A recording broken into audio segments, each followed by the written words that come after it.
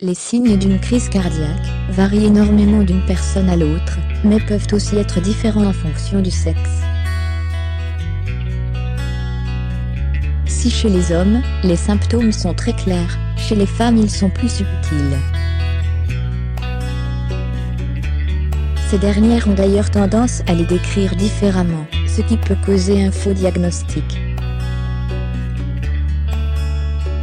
Apprendre à reconnaître les symptômes des crises cardiaques chez les femmes est donc important.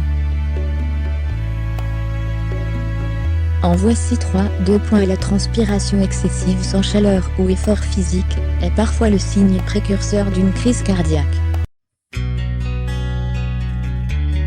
Les femmes ont tendance à confondre ce symptôme avec une bouffée de chaleur, ou imputent ce mal à leurs hormones et cycles menstruels. Les crises cardiaques sont sournoises et consomment toute l'énergie d'une femme, même quand elle est au repos, la réduisant à un épuisement inhabituel.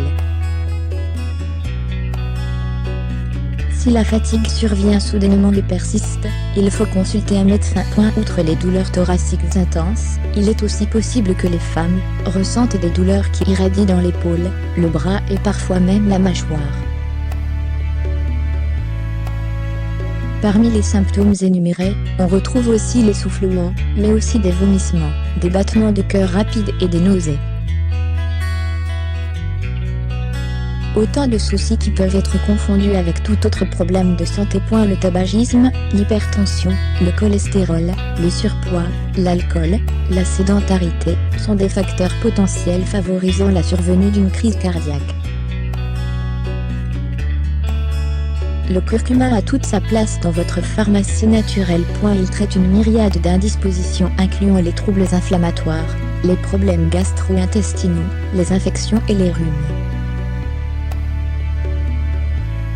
Cette épice peut aussi être efficace pour préserver la santé cardiaque. En effet, grâce à son action anti-inflammatoire au niveau vasculaire, due à la curcumine qu'il contient, le curcuma aide à réduire les taux de cholestérol LDL qui, suite à son oxydation, peut favoriser le développement de l'athérosclérose. Boissons sucrées, gâteaux en tout genre, becs sucrés, attention à votre cœur. Selon une étude publiée dans la revue JAMA Internal Medicine, la consommation excessive de sucre ajouté augmente les risques de décès par maladie cardiovasculaire.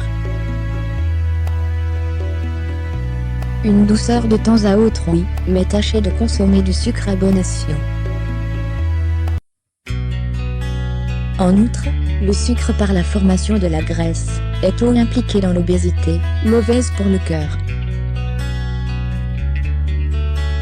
Le stress oxydatif est à l'origine du vieillissement cellulaire et de la genèse de bon nombre de pathologies. Il advient suite à une disproportion entre la présence des radicaux libres et notre aptitude à enrayer ces composés toxiques.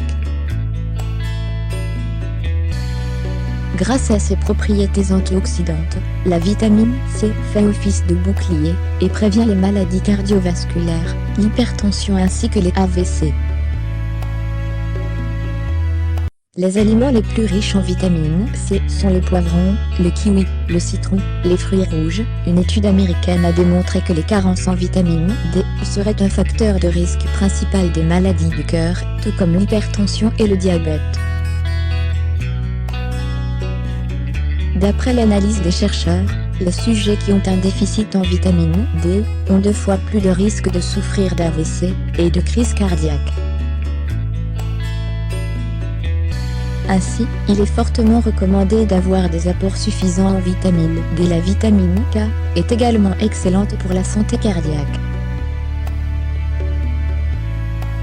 Celle-ci permet d'activer une protéine, matrix du laprotin, MGP, qui aide à prévenir la calcification des artères, un problème qui représente un véritable marqueur de risque cardiovasculaire. Le tabagisme concourt au durcissement des artères et favorise leur détérioration, ce qui peut augmenter les risques de problèmes cardiovasculaires. L'ail aurait un effet cardioprotecteur, en agissant sur les facteurs de risque des maladies cardiovasculaires.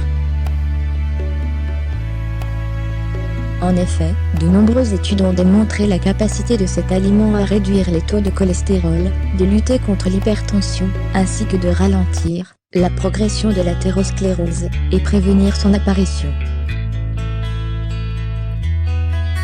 Les facteurs diététiques jouent un rôle crucial dans la prévention des maladies cardiovasculaires.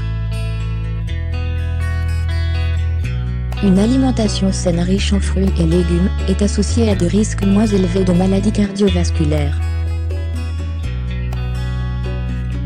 Le sport c'est bon pour la santé, plus particulièrement pour le cœur.